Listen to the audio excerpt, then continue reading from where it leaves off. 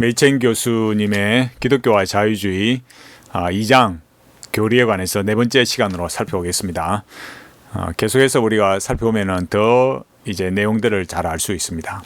그러면 어떻게 되는가? 어떤 사람들은 이런 결론에 대해 걱정하지 않는다.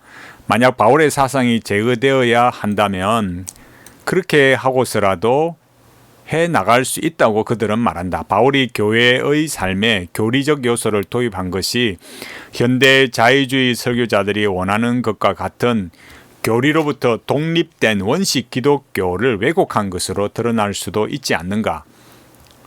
이런 생각은 역사적 증거 앞에서 명백하게 무너진다. 이 문제가 그렇게 손쉬운 방법으로 해결될 수 없음이 분명하다. 바울의 종교를 초대교회의 종교와 분명하게 구분하려는 많은 시도들이 있었다.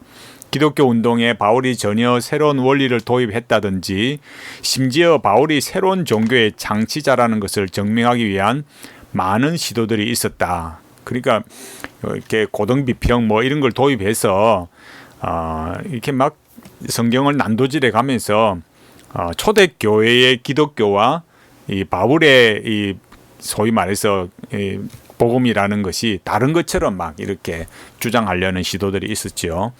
그러나 그런 모든 시도들은 실패로 끝났다. 바울의 서신들 자체가 예수의 최초 무리들과 바울이 근본적인 일치를 이루고 있었음을 증명한다. 또한 이런 일치를 기초로 하지 않으면 초기 기독교 역사 전체가 미궁에 빠지고 만다. 바울은 기독교가 근본적으로 교리적 성격을 가진다는 점에 관해 무슨 혁신을 일으킨 사람이 아니다.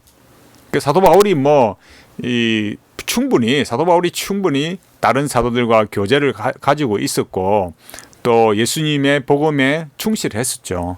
이 사실은 바울과 예루살렘 교회의 관계가 전체적으로 어떤 성격이었는지 보여주는 서신들에 드러나 있으며 또한 바울이 초대교회로부터 받은 전성을 요약하는 귀중한 단락인 고린도전서 15장 3절 7절에 놀라울 정도로 분명하게 드러난다. 최초 가르침의 내용은 어떤 형태였는가? 하나님의 아버지 되심이나 사람의 형제됨이라는 일반적인 원리였는가? 아니면 현대 교회에 두드러지게 나타나는 예수의 인격에 대한 애매한 존경 같은 것인가? 이것은 전혀 사실이 아니다. 지금 이 말은 자유주의 신학자들이 이렇게 말하니까요. 그러니까 하나님의 아버지 되심, 이런 거, 사랑, 형제됨, 또 예수님의 인격에 대한 애매한 그런 표현들. 그러니까 신성은 줄어들고 인간적인 면을 계속 강조하는 거죠.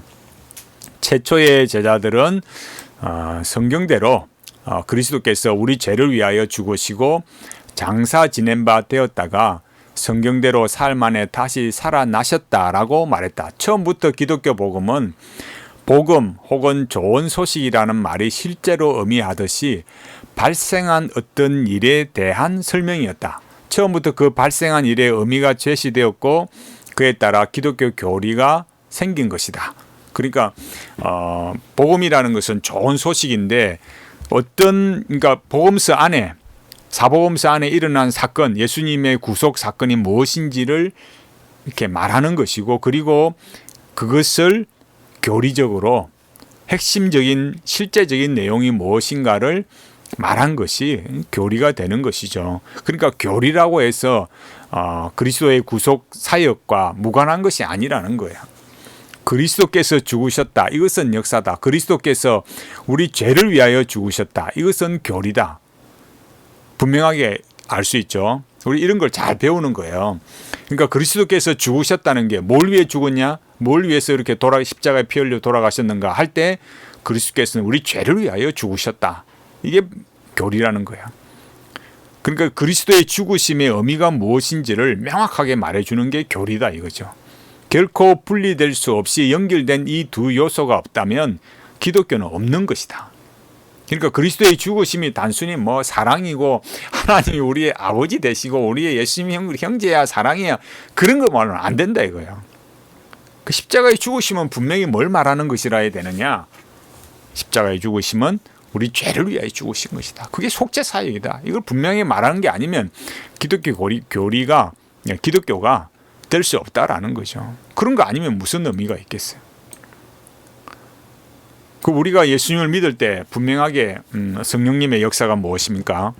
우리의 죄인됨, 우리가 죄의 비참한 자리에 처해 있다는 것을 성령님께서 역사하시는 거잖아요. 그걸 알게 하셔서 그리스도의 구원만이, 그리스도의 십자가만이 우리 구원의 유일한 구세주다. 십자가의 구속이 우리 구원의 유일한 근거다라는 것을 알게 하셔서 예수님을 믿게 하는 거잖아요. 그러니까 죄에 대한 의식 없이는 안 되는 거죠. 그렇다면 최초의 기독교 선교사들이 그저 나사렛 예수는 경건한 자녀로 훌륭한 삶을 살았으며 우리가 그러했듯이 우리의 말을 듣는 여러분들도 그런 매력적인 삶을 위해 자신을 굴복시키기를 권합니다. 와 같은 권면을 하지 않았음이 명백하다. 그러니까 초기에 복음 전도자들이 그냥 예수님이 그냥 하나의 윤리적인 훌륭한 삶을 살았다. 우리도 그렇게 살면 됩니다. 이렇게 말하지 않았다는 거예요. 현대의 역사가들은 최초의 그리스도인들이 그렇게 말했으리라고 기대하지만 실제로는 전혀 그렇게 말하지 않았음을 분명히 알아야 한다. 그들은 예수의 최초 제자들이 그리스도의 죽음이라는 큰 파국 앞에서 조용히 명상에 잠겼다고 생각한다. 그들은 하늘에 계신 우리 아버지라는 표현은 비록 그 기도를 가르쳐 주는 분은 죽었지만 하나님을 부르기에 좋은 말이라고 스스로 생각했을 것이다. 그들은 예수의 윤리적 원칙들을 고수하면서 그 원칙들을 선언한 분은 비록 죽었지만 무덤 너머에서도 어떤 인격적인 존재를 유지할 것이라는 모호한 희망을 품었을 것이다. 그러니까 이 자유주의자들의 생각은 뭡니까? 예수님이 하늘에 계신 우리 아버지여 이런 아버지라고 부른 거, 그런 예수님의 그런 인격적이면 그런 것만 부각해 가는 거죠. 당시 상황에 대한 이런 재편이 현대인들에게는 매우 자연스럽게 보일 수도 있다. 하지만 베드로, 야고보 그리고 요한에게서는 그런 일이 결코 일어나지 않았다. 예수는 그들 안에 큰 희망을 일으켰는데 그 희망은 십자가 사건에 의해 깨졌다. 그러니까 유대인들은 이상국가를 바라보고 있었죠. 그러니까 자기들의 고통을 해결해 줄 그런 이상국가를 바랐잖아요. 그런데 그 희망이 깨졌잖아요. 왜요? 예수님이 깼으니까요. 예수님이 사람들에게 먹을 거 해결해 주고 이 고통에서 해결해 주는 그런 희망을 준 게 아니었기 때문에 그래요.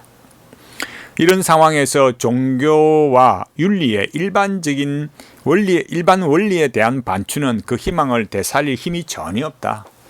예수의 제자들은 모든 일에 그들의 스승보다 훨씬 열등했다. 그들은 스승의 고상한 영적 교훈을 이해하지 못했고 엄숙한 위기의 순간에도 앞으로 임할 나라에서 누가 높은 위치를 차지하는가 하는 문제로 다투고 있었다. 그들은 스승이 실패한 곳에서 그들이 성공하리라는 희망이 어디에 있는가? 스승이 그들과 함께 있을 때에도 그들은 무력했다. 그런데 이제 그가 떠난 후에는 그들에게 남아있던 작은 능력마저도 사라져 버린 것이다. 이렇게 말했습니다. 그러니까 이거 무슨 말이냐면 자유주의 신학자들은 계속 윤리 이런 걸 말하잖아요. 그런데 스승이 그러니까 그런 윤리적인 측면으로 보자면 예수님은 실패해 버린 거잖아요. 예수님보다 제자들은 더 못했는데 뭔 윤리적인 거 뭐 희망이 그런 게 나올 수 있겠어요? 전혀 없는 거죠. 그런데 바로 그 연약하고 풀 죽었던 사람들이 스승 사후 불과 몇 날이 못 되어 세계 역사상 가장 중요한 영적인 운동을 일으킨 것이다. 무엇이 이런 충격적인 변화를 만들어내었을까? 무엇이 이 연약하고 겁쟁이인 제자들을 변화시켜 세상을 영적으로 정복하게 만들었을까? 그렇죠. 그 사람들 생각하면 그 사람들 안에 뭐가 나올 수 있겠어요? 분명히 예수의 삶에 대한 기억만으로 그렇게 됐을 리는 없는데 그들의 기억은 슬퍼할 만한 일이었지 기뻐할 만한 일이 아니었기 때문이다. 십자가 사건과 예루살렘 활동 개시 사이에 몇 날 동안에 예수의 제자들은 그들의 임무를 위한 새로운 장비를 갖춘 것처럼 보인다. 그 장비에 현저하게 눈에 띄는 요소만을 놓고 보아도 그리스도인들이 믿기에 오순절에 부여받은 것은 논외로 하고라도 그 새 장비가 무엇이었는지는 자명하다. 예수의 제자들이 세상을 정복하러 나갈 때 사용한 위대한 무기는 외적인 원리에 대한 단순한 인식이 아니었다. 그것은 역사적 메시지, 최근에 발생한 어떤 일에 대한 설명, 곧 그가 부활하셨다는 메시지였다. 이렇게 말했어요. 그러니까 이거는 이제 앞서 말했듯이 예수님이 죽으셨다. 그건 사건이고, 그죠? 예수님이 우리의 죄를 위하여 죽으셨다. 이건 교리라고 했잖아요. 그러니까 사도들 역시도 예수님이 죽으시고 부활하셨다. 그러니까 예수님이 죽으시고 부활하셨다는 그 예수님의 죽으심과 부활하셨다는 그 분명한 역사에 대한 메시지. 그걸 가지고 나갔던 거죠. 그리고 그게 우리 죄를 이기신, 우리 죄를 위해서 십자가에 죽으시고 부활하신 그리스도다. 이게 교리가 되어서 메시지를 전하게 되는 거죠. 그러니까 우리가 이런 점들을 간과해 버리면 이 복음에 대한 분명한 내용들을 상실하는 거야. 그러나 부활의 메시지는 따로 움직이는 것이 아니었다. 그것은 예수의 죽음과 연결되었으며 더 이상 실패가 아니라 하나님의 은혜의 승리로 이해되었다. 이제 그것은 예수가 지상에 있었던 전체 생애와 연결되었다. 예수의 오심은 이제 죄에 빠진 사람들을 건지기 위한 하나님의 행동으로 이해되었다. 초대교회는 예수의 말씀에만 주의한 것이 아니라 그보다 더 1차적으로 예수가 한 일에도 주의했다. 세상은 한 사건의 선언을 통해서 구속받아야 했고 그 사건에는 의미가 덧붙여진다. 의미와 함께 그 사건을 제시하는 것이 교리였다. 여기 다시 한번 읽어보겠습니다. 그러니까 구속 사건이 있는 거죠. 그런데 그 사건에 의미가 붙여지는데 그 의미와 그러니까 사건과 의미를 동시에 말하는 것이 교리다 이거예요. 앞에 말했지 않습니까? 예수님이 죽으셨다. 그거는 사건이고 그 의미가 뭐냐? 죄를 위해 우리 죄를 없애려고 우리 죄를 사하시려고 예수님이 십자가에서 죽으셨다. 이렇게 사건에 대한 의미를 말해주는 게 교리다 이거예요. 기독교 메시지에는 항상 이 두 가지 요소가 함께한다. 사실을 서술하는 것은 역사다. 그 사실과 그 사실의 의미와 함께 사실을 서술하는 것이 교리다. 이걸 분명하게 우리가 안 가르쳐 줬어요. 이런 걸 가르쳐야 교리가 이런 거구나 분명하게 아는데 교리 그러면 막 이렇게 고리타탑한 것처럼 소위 이 메이첸 교수가 말한 것처럼 그 다수들이 그리 만드는 거죠. 그러니까 이게 잘 봐야 되는 거예요. 역사는 뭐예요? 사실을 서술하는 게 역사고 그 역사가 어떤 의미가 있는 거냐 그걸 말해주는 것이 교리다 이거예요. 여기 우리가 사도신경에 나오듯이 메이첸 교수가 이런 말입니다. 본디오 빌라도에게 고난을 받으사 십자가에 못 박혀 죽으시고 장사 지낸 바 되었다. 이거는 역사다 이거예요. 이거는 역사다.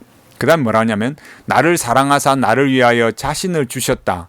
이게 교리다 이거예요. 그러니까 십자가의 그 사건이 나에게 어떤 의미가 있느냐 그걸 말하는 것은 교리다 이거예요. 이것이 초대교회의 기독교였다.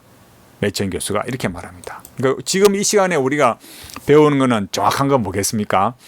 역사를 역사로만 말하는 것, 사건을 그냥 서술만 하는 것은 역사다. 그 사건의 의미가 무엇인가를 말하는 것이 교리다. 이걸 우리가 정확하게 배우는 거야. 그래서 책 한 권을 꼼꼼하게 배워야 신앙의 이런 성장이 일어나는 거예요. 예수님이 죽으셨다. 그거는 하나의 역사예요. 근데 그 의미는 뭐예요? 예수님이 왜 죽으셨어요? 할 때 그 의미는 뭐예요? 우리 죄를 위하여 죽으셨다. 그게 교리다 이거예요. 근데 그런 거 없이 그냥 자유주의자들 말하는 것처럼 하나님 아버지, 사랑, 예수님의 인격, 윤리적 모범 그건 기독교 아니다 이거예요. 그런데 오늘날 수많은 사람들이 교리 그런 거는 고리탑탑해요. 교리가 머리 아프게 그런 거 뭐 하려고 해요. 그렇게 말하는 사람은 자유주의자들이 말하는 것과 같다 이거예요. 말만 기독교 신앙이지 예수님이 십자가에 죽으신 그 의미도 없이 우리 죄를 위하여 죽으셨다. 왜 그게 싫어요? 그게 싫으면 기독교 아니죠. 여기 말했잖아요. 신앙의 5대 근본 교리. 성경의 무호성, 예수님의 동정녀 탄생, 예수님의 대속적 속죄, 예수님의 육체적 부활, 예수님의 이적. 이거 부인하는데 뭔 기독교예요? 그러니까 교리를 부정한다. 교리 머리 답답해서 나 막 머리 아프고 싫어요. 이리 말하는 사람은 뭐예요? 자기들이 그냥 윤리적으로 적당하게 종교 생활하다가 천국 가겠다. 그런 거는 기독교가 아니라는 거예요. 지금 매천 교수가 말하는 거는. 우리가 성경에 그리고 교리에 충실하게 기독교 신앙으로 가려면 참 이 매천 교수의 이 안타까운 심정을 우리가 새겨 들어야 됩니다. 그렇지 않으면 기독교 신앙이라는 말의 의미가 너무 무의미해지는 거예요. 잘 봐야 됩니다. 오늘 요번 넷째 시간에 배운 거 뭐라고요? 사건을 서술하는 것은 역사다. 그 사건의 의미를 붙여서 그 의미가 무엇인가를 설명해서 서술하는 것은 그 의미와 사건과 함께 서술하는 것은 교리다. 그러니까 역사와 교리의 차이점.